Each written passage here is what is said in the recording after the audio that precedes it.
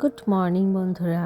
আজকে একটা নতুন রেসিপিটা বং রাঁধুনি দিদির থেকে নিয়েছি। প্রথমে আলু আর কড়াইশুঁড়িটা সিদ্ধ করে নিয়েছিলাম সামান্য নুন দিয়ে। তারপর একটা ডিমে ঠান্ডা করা দুধ দিয়ে একবার মিক্সিতে গ্রাইন্ড করে নিলাম। তারপর ওই আলু আর কড়াইশুঁড়িটা ম্যাশ করে ওতে একে কাঁচা লঙ্কা কুচি, ধনেপাতা কুচি, পেঁয়াজ কুচি, ম্যাগি মশলা, জিরে গুঁড়ো, সামান্য লবণ দিয়ে ভালো করে ফেটিয়ে অন্য পাত্রে সেই ব্যাটারটা দিয়ে, ব্যাটারেতে ময়দাও ইউজ করতে পারো, আটাও ইউজ করতে পারো। ব্যাটারটা আর ওই ময়দা দিয়ে ওটা পাতলা করে তাওয়াতে সামান্য সয়াবিন অয়েল দিয়ে সেটাকে স্প্রেড করে তারপর ওই ব্যাটারটা ছড়িয়ে দিয়েছিলাম।